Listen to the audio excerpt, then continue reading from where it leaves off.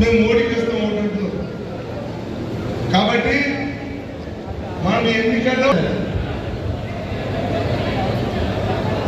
2 లక్షల పైగా మెజారిటీలో నిలవలసిన అవసరం చేస్తాము.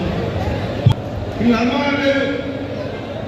రేవంత్ రెడ్డి కానీ కేసీఆర్ కానీ ఇద్దరు ఒకటే ఏర్పాటైంది.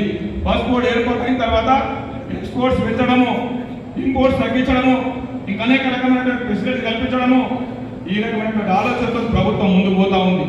కాబట్టి ఈ అన్ని బ్యాగులు, లారీల ట్రాన్స్పోర్టు ఇవన్నీ అరేంజ్ చేస్తే రైతు కన్నీటి నుంచి కన్నీటి చుక్క కాలదు. 2 సార్లు ఫోన్ చేశాను, వ్యవసాయదారులకు ఫోన్ చేశాను, లేడు. ముఖ్యమంత్రి ఎటు వేడు? ముఖ్యమంత్రి రాష్ట్రంలో లేడు. ముఖ్యమంత్రి ఆ రాహుల్ ఖాన్ అనే వ్యక్తి గురించి కేరళ రాష్ట్రానికి ప్రచారంకి వెళ్ళాడు. ఎందుకంటే అక్కడ పోయి అంటాడు ఈవీఎం మిషన్ల గురించి, మిస్టర్ రేవంత్ రెడ్డి నువ్వు ఎట్లా గెలిచినావు? ఈవీఎం మిషన్ సరిగ్గా లేకపోతే నీ విజయం మీదనే నీకు అపనమ్మకం ఉంది, తెలంగాణ ప్రజల మీద డౌట్ ఉంది. అంటే క్యారెక్టరే సరిగ్గా లేనప్పుడు ఇట్లాంటి అపోహలు వస్తాయి. నీ విజయమే నీ మీద నమ్మకం లేకపోతే, ఈవీఎం మిషన్ లేకపోతే నువ్వు ముఖ్యమంత్రి ఎట్లయినా.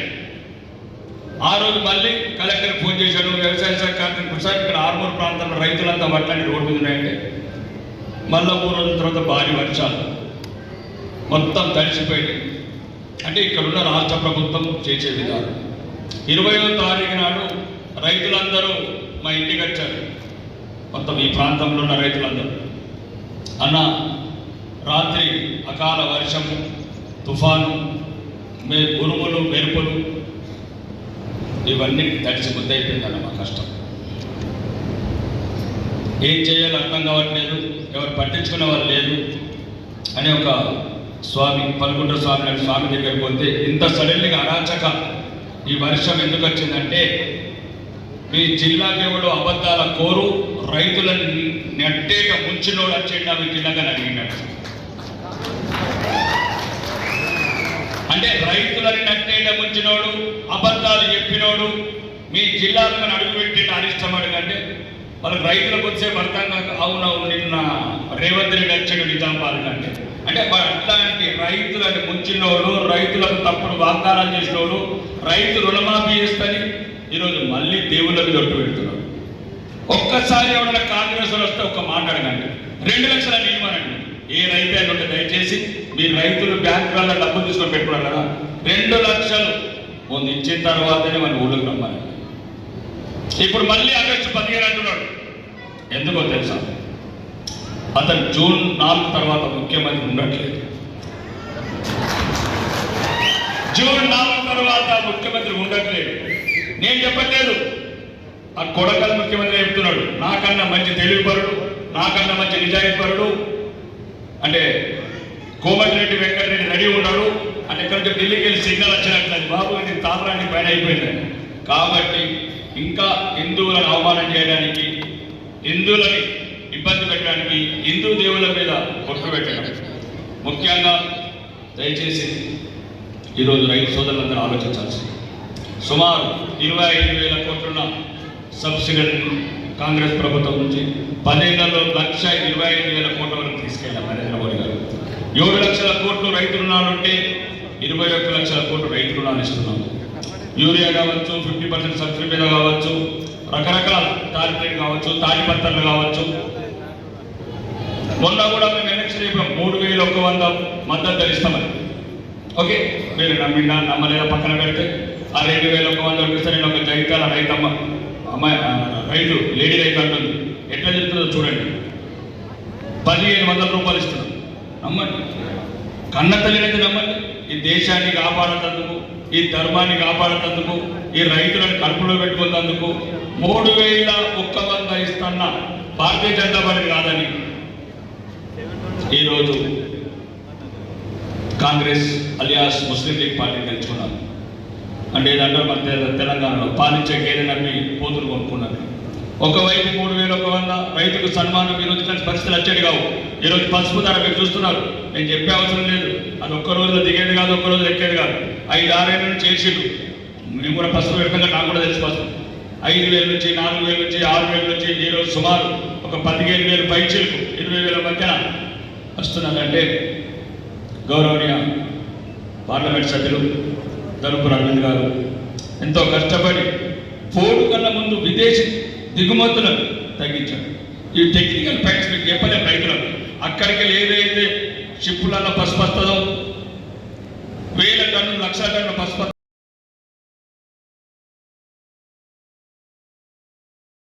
ధర్మపురి అరవింద్ గారు 5 సంవత్సరాల నుంచి మంచలేదు. ఎవరో అన్నాడు పనికిరాడు ఆ మాట మాట ఒకటి మోసం చేసింది లేదు, ఒకటి రూపాయి తిన్నది లేదు. 1,000 కోట్లు పెట్టి రైల్వే టర్నింగ్ లైన్ కావచ్చు, 60 బ్రిడ్జిలు కావచ్చు, ఆడబిడ్డలకు లోన్లు కావచ్చు, పసుపు బోర్డు కావచ్చు, పసుపు ధర కావచ్చు, రోడ్డు ఈ కార్ రోడ్లు కావచ్చు, అన్నీ మేము ఆయన కష్టపడకపోతే ఎవరు చేస్తారు? కొందరు అంటారు ఈరోజు మేమున్నామైనా కండగా అందుబాటులో నీళ్ళు అంటారు. అందుబాటులో మేమున్నాం ఈరోజు రండి, జైతలో రండి, బోధనలు రండి, డిచ్పేటలు రండి, బాలకొండలు రండి, ఇద్దరం శాసనసభ్యులు ఉన్నాం ఈరోజు. ఇద్దరం శాసనసభ్యులు ఏ పరిణామం రండి. ఇప్పుడు నా దగ్గరకు వస్తున్నావు అతను ఈరోజు గెలవాలి, గెలిచి ఢిల్లీకి వెళ్ళాలి, ఢిల్లీలో ఉన్నతమైన స్థానంలో కూర్చుంటే నిధులు తీసుకొచ్చి జగిత్యాల నుంచి బోధన దాకా పాలించే బాధ్యత మేము తీసుకుంటాం. ఏ కష్టం వచ్చినా నష్టం వచ్చినా అన్నిటికీ మేమున్నాం.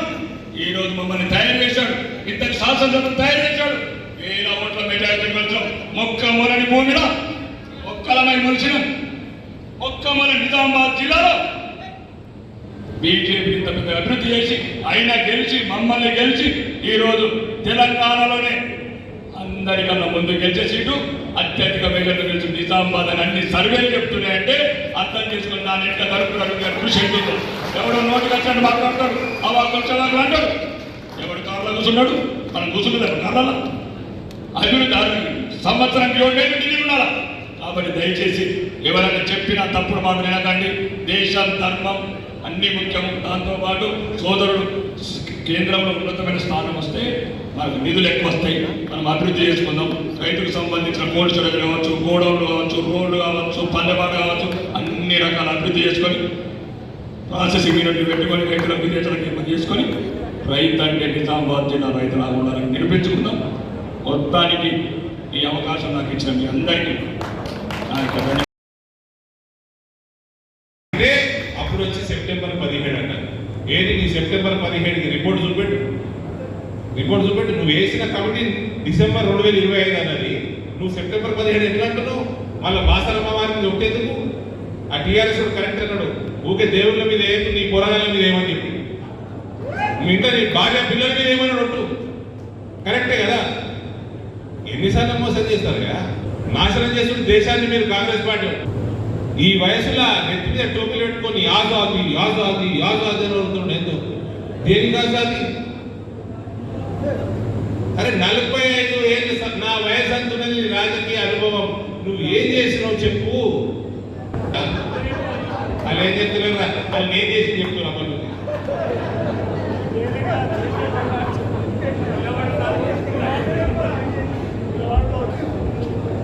ఏం చేసిండు? ఓడిపోవడం అదే పని. అరే నీ జీవన్ రెడ్డి గారు, నీ వయసుకి నేను మర్యాద ఇస్తాను. నువ్వు ఫలానా పనులు చేసిన జీవితంలో ఇంత రైతులు బాగుపడ్డారు, ఇంత వేల రైతులు బాగుపడ్డారు, లక్షల మంది బాగుపడ్డారు. ఒకటి చెప్పు. నీ నేను రాజకీయం ఇచ్చిపెట్టి ఇప్పుడే నరేంద్ర మోడీ గురించి ఏం మాట్లాడుతున్నాయా మీరు? మొత్తం దోసుక తినేటోళ్ళు మీరు. కాంగ్రెస్ పార్టీ అంటే దేశాన్ని దోసుక తినే పార్టీ.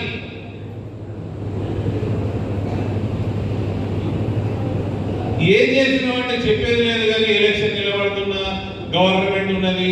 ఆ నిజామాబాద్ రూరల్ ఎమ్మెల్యే అందరిని బెదిరించుడు, ఇంకొక ఆయన ఇంకా అందరిని బెదిరించుడు, జాయిన్ చేయించుకున్నాడు, అందరిని బెదిరించుకుంటా నడిపించుడు. ఇదే రాజకీయం. ఏం చేసిండు పోయి? నీ 6 గ్యారెంటీలు ఎక్కడున్నాయి? ఎన్నిసార్లు మోసం చేస్తారు? ఏం చేస్తారు? ఎప్పుడు చేస్తారు? 500 రూపాయలు ఇయరా? డిసెంబర్ 9 నాడు నేను ముఖ్యమంత్రి కాగానే కొంట మీరు అమ్మకుండ్రి అన్నాడా? మరి ఏమైంది? డిసెంబర్ 9 వీకింది, ఇంకో పంట కూడా వీకింది. 500 బోనస్ లేదు, 2 లక్షల రుణమాఫీ లేదు. మహిళలకి బంగారం, తులం బంగారం అట. కిలోని అడిగిన తులం బంగారం అడిగిన మహిళలు అడిగిన తులం బంగారం ఇద్దాం, 4000 పెన్షన్ ఇద్దాం, అందరికి 2,500 ఇద్దాం, యువతకు నిరుద్యోగ వృత్తి ఇద్దాం. ఆ జూలై 14 లాస్ట్ అంత లోపల చెప్పారు ఏం చెప్పాలి. ఆ తర్వాత జడ్జిమెంట్ వస్తుంది, మీకు లోపడుతుంది.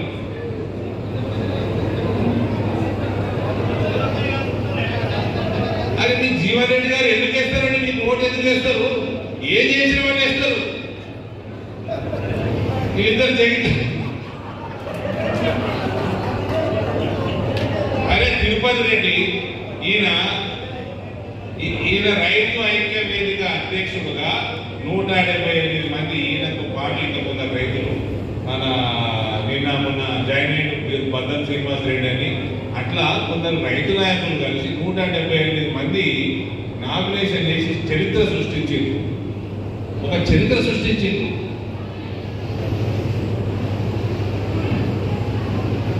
అరే నువ్వు ఏం చేసినావు? 45 ఏళ్ళు ఏం చేసినావు? ఊరికే 42 డిగ్రీలు ఎండల స్పీచ్ దాచుకుంటూ తిరుగుతా ఉంటావు. ఎందుకు? నువ్వు ఏం చేసినావు చెప్పరా?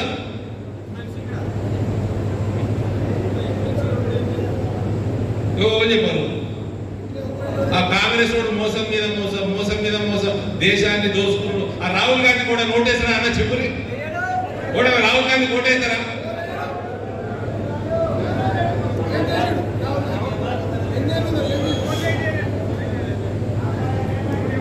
ఆ కుల్లం కుల్ల చెప్తున్నాడు. నేను ఇప్పుడు వీడియో పెడతా ఫేస్బుక్ లో సర్క్యులేషన్ లో పెడతా చూడండి. అందరట దోసుక తింటారట, పోయి తుర్కోలోకి ఇస్తారట. కుల్ల చెప్తున్నాడు. అందరినీ దోస్తాడట, అందరు ఆస్తులు లెక్క పెడతాడట, పోయి తుర్కోలోకి ఇస్తారట.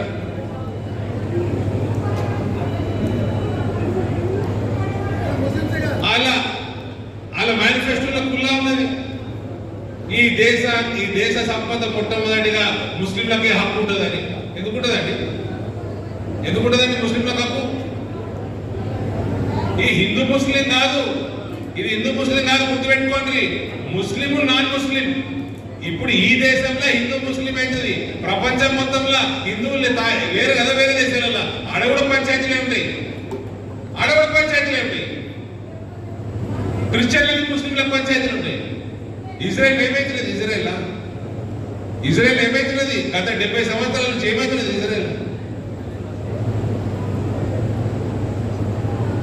ఏమండి జీవన్ రెడ్డి గారు, ఇదా మీ వయసుకు తగ్గట్టేనా మర్యాద? ఇది మీరు ఏం చేసిండ్రండి? ఎందుకు అడుగుతారు ఓటు? మళ్ళా నాశనం చేయాలి, మళ్ళా పసుపు రేట్లు మళ్ళా డబాలని పడిపోవాలి 3000కి. మళ్ళా పసుపు రైతులు మళ్ళా రోడ్ ఎక్కాలి. ఫ్యాక్టరీలు పెట్టుండ్రి. ఒక్క ఫ్యాక్టరీ పెట్టిన కాంగ్రెస్ ఉంది మన జీవితంలో. ఒక్క ఫ్యాక్టరీ పెట్టిన నిజామాబాద్ గడ్డ చెప్తున్నా అన్న, నిజామాబాద్ గడ్డ మీద ఎన్ని ఫ్యాక్టరీలు వస్తాయి. పసుపుకు సంబంధించి, మక్కకు సంబంధించి, వరికి సంబంధించి ఎన్ని ఫ్యాక్టరీలు తీసుకురావచ్చు. ఈ దొంగరా కొడుకులు కాంగ్రెస్ వాళ్ళు వీళ్ళు చేస్తున్న అవినీతికి ఒకటి రాడు, ఎవరు రాడు. అందుకని వేల సంఖ్యలో ఎంప్లాయ్మెంట్ వస్తుంది. గల్ఫ్ వాళ్ళ కోసం వీళ్ళు ఎంత దరిద్రులు అంటే, ఎంత దిగజారిపోయిందంటే గల్ఫ్ సోదరులతో కూడా రాజకీయాలు చేస్తున్నారు. ఇప్పుడు గల్ఫ్ సోదరు ఇప్పుడు నీకు మొన్న ఎన్నికలు అయినాయి, అసెంబ్లీ ఎన్నికలు, నీ మేనిఫెస్టోలో గల్ఫ్ కూడా రాసినావు రాయలే కదా. ఇప్పుడు పార్లమెంట్ ఎలక్షన్ అయ్యారు, వాళ్ళు యాదకి వచ్చినారు. కొద్దిగా సిగ్గుండాలి కదా. మనిషి పుట్టినాక ఆ ఏడాదిలో ఉన్న వాళ్ళతో కూడా రాజకీయాలు చేస్తారా మీరు? ఒక్కడికి ఉద్యోగ అవకాశం పెట్టినరా? 10 ఏళ్ల నుంచి ఆ కేసీఆర్ ఒక్క నోటిఫికేషన్ లేకుండా ఒక్క ఉద్యోగం చేయలే. ఇప్పుడు వీళ్ళు చేంజ్ చేసింది లేదు, ఒక్క ఉద్యోగం లేదు, ఒక నోటిఫికేషన్ లేదు. ఏమన్నా అంటే బాసరమ్మ మీద ఒట్టు, తిరుపతి వెంకటేశ్వర స్వామి మీద ఒట్టు, శ్రీశైలం మల్లికార్జున స్వామి మీద ఒట్టు. ఈ ముఖ్యమంత్రి బాగా ఇట్లనే మాట్లాడతారు. ఏదైనా ముఖ్యమంత్రి దేవుడి మీద ఒకటే చూసినా మొత్తం నాశనం చేస్తారు మొత్తం సమాజాన్ని. ఆయనేమో నరేంద్ర మోడీ ఏమో రోజుకి 18 గంటలు పనిచేసుకుంటా ఒక రైతు అని, ఒక యువత అని, ఒక మహిళ అని వాళ్ళ వాళ్ళ కోసం ఏం చేయాలా, సెల్ఫ్ హెల్ప్ గ్రూప్ల కోసం ఏం చేయాలా, దేశ భద్రత అని ఆయన కింద మీద పడి భారతదేశాన్ని ముందుకు తీసుకుపోతా ఉంటే ఈయన 45 సంవత్సరాల రాజకీయ జీవితం ఉన్న ఈ జీవన్ రెడ్డి గారు ఏం చేసినవయ్యా ఒకటి చెప్పమంటే ఒక్కడి చెప్తలేడు. నేను నెల రోజుల నుంచి అడుగుతున్నా, నెల రోజుల నుంచి అడుగుతున్నా, ఒక్కడి చెప్తలేడు. రామన్న గోపాలని సభ్యుని తీసుకుపోయి ఇంట్లో పెట్టుకోండి, ఇట్లా దారైనా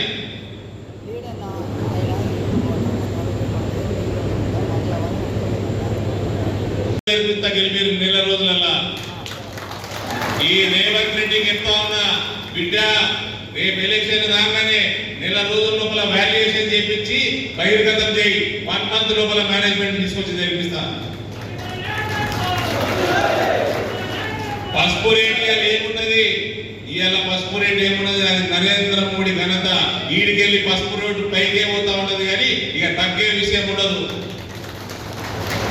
ఇక్కడ ఫ్యాక్టరీలు ఎట్లా తెస్తారు చూడండి మీరు. ఇక్కడ ఫ్యాక్టరీ అవినీతి, రూపాయి అవినీతి లేకుండా ఇక్కడ ఫ్యాక్టరీలు తీసుకొచ్చి పెట్టి వేల సంఖ్యలో ఎంప్లాయ్మెంట్ అవకాశాలు. అరే అందరు పొరగాళ్ళకి చదువుకున్నారు, డిగ్రీలు అయిపోయినాయి, పోస్ట్ గ్రాడ్యుయేషన్ అయిపోయినాయి, ఒక్కళ్ళకి ఉద్యోగం లేదు. సెప్టెంబర్ 17కు తెస్తా, 15 ఆగస్టుకు తెస్తా, నా పిండం పెట్టినాక తెస్తా, నా సావైనాక తెస్తా. ఆ దేవుడి మీద ఒట్టు, ఈ దేవుడి మీద ఒట్టు. ఈ ముఖ్యమంత్రి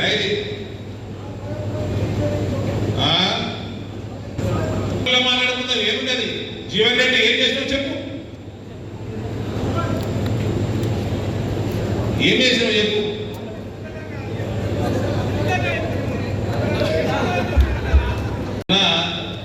నరేంద్ర మోడీ ఎలక్షన్ లా ఎవరైనా వేరేలో ఓటేస్తారా, వాళ్ళని వేస్తారా? బెదిరించిండ్రా ఎమ్మెల్యేలు చెప్తున్నా, కాంగ్రెస్ ఎమ్మెల్యేలు ఎవరినన్నా బెదిరించిండ్రా బిడ్డ? కవిత ఏడున్నది, కవిత మర్యాద చెప్తున్నా, మర్యాదగా రాజకీయాలు చేయండి. ఎవరినన్నా బెదిరించిండ్రా ఇక వయసు కథ వ్యవహారం చూసేది ఉండదు. చెప్తున్నాను, మర్యాదగా ఎలక్షన్ చేయండి. గవర్నమెంట్ వద్దంటే ఎక్కడ ఊగులాడకూడదు. ఏం చేసిందా ప్రజలకు? సుదర్శన్ రెడ్డి గారు మరి సుదర్శన్ రెడ్డి గారు మరి ఏమైందండి? ఫ్యాక్టరీ ఎందుకు తెలుసుకోలేదండి? ఎందుకు తెలుసుకోదు? ఎన్ని అబద్ధాలు చెప్తారు?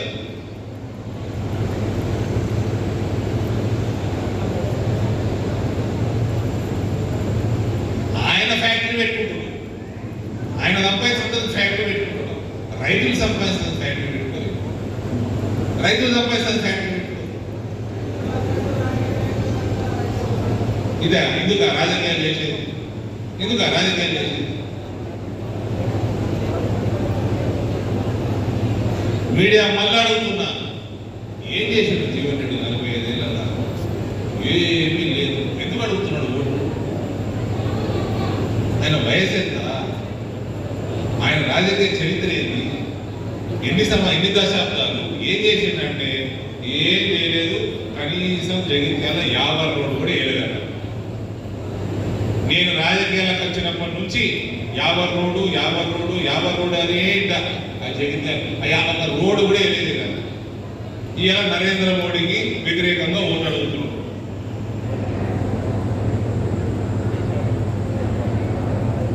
ఏం తమాషాలు అయిపోయినాయండి రాజకీయాలు అంటే? అరే బతుకున్నంత కాలం, రాజకీయాలు ఉన్నంత కాలం వీలైనంత సేవ చేసి పోవాలి. నలుగురు యాద పెట్టుకుంటారు కదా. ఇవాళ చరిత్రలో నడితే 10 ఏళ్ళ తర్వాత అరే పసుపోడు తెచ్చింది నిజామాబాద్ అడిగితే అరవింద్ ధర్మంలో తెచ్చిందని చెప్తారు. ఇంకా సిగ్గులేదా ఈ వయసులో? బోడేడుంది. అరే బోర్డు బాధంతా ఇందూరు గడ్డ మీద కార్యాలయం వస్తుంది. బాధంతా ఇడికే బోర్డు నరేంద్ర మోడీ వచ్చి ఇక్కడ అనౌన్స్ చేసిన ఆయన తెలియదు. ఎడబెట్టాలో తెలియదా? బోడేది వచ్చింది. రాష్ట్రపతి ఉత్తర్వుల మీద తెలంగాణ ఫామ్ అయింది. ఆంధ్రోడు హైకోర్టు కట్టుకోవాలి, ఆంధ్రోడు సెక్రటరియట్ కట్టుకోవాలి, ఆంధ్రోడు అసెంబ్లీ కట్టుకోవాలి. ఏడు దశం తెల్లారికి అడుగుతారా? అరే నరేంద్ర మోడీ వచ్చిండయా, ఇలా ప్రపంచ నియంత్రుడు నరేంద్ర మోడీ. ఆ నరేంద్ర మోడీ వచ్చి ఇచ్చిండు పసుపు కోడిడ. మీ రాహుల్ గాంధీ గారు వచ్చి ఇయ్యలేడ జోకర్ గారు.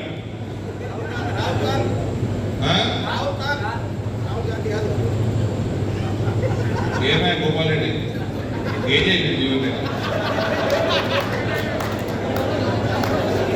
వీళ్ళిద్దరు భయపడుతుంది. ఎందుకు రాజకీయాలు చేస్తారు? ఎందుకు వస్తారు? ఎందుకు కోసపుచ్చుకుంటారు? రైతులది, మహిళలది, యువతది ఎందుకు నాశనం చేస్తారు ప్రజల్ని? దేనికోసం చేస్తారు మీరు రాజకీయాలు? ఎందుకేనా అన్న? నరేంద్ర మోడీ ఎన్నికైంది ఓళ్ళ ఓటేస్తారే మీరు. నరేంద్ర మోడీ ఎన్నికకు ఓళ్ళ ఓటేస్తారు. నేను మళ్ళీ చెప్తున్నా, కిసాన్ మోర్చా మంచి బ్రహ్మాండమైన మీటింగ్ పెట్టిండు తిరుపతి రెడ్డి. మీ టీంకి అంతా శుభాకాంక్షలు తెలియజేస్తున్నా. ఈడికెళ్ళి గుర్తుపెట్టుకున్నా, ఈడికెళ్ళి పసుపు రేట్లు యాడికింత పైకే పోతాయి. పసుపు బోర్డు ఇందూరు గడ్డ మీద వస్తుంది. అది దేశం మొత్తం వస్తుంది, ఇక్కడ కూడా వస్తుంది. మక్క, చెరుకు, పసుపుకి సంబంధించిన ఫ్యాక్టరీలు వస్తాయి. వేల సంఖ్యలో ఉద్యోగాలు వస్తాయి. ఈ బాధ్యత అంతా మాది.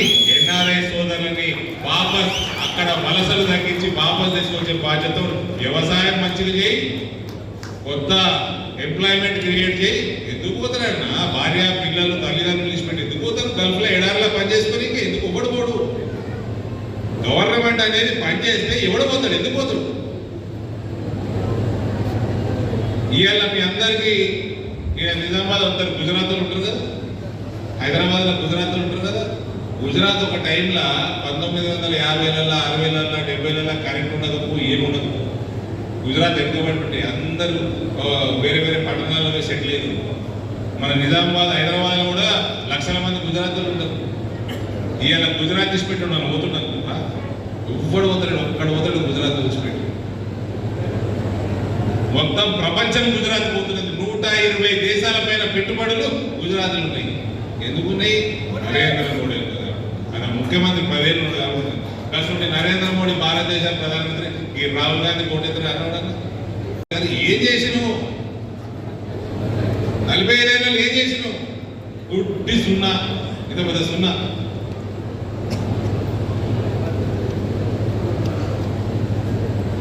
ఊకే పంచాయతీ 43 డిగ్రీల ఎడలలో.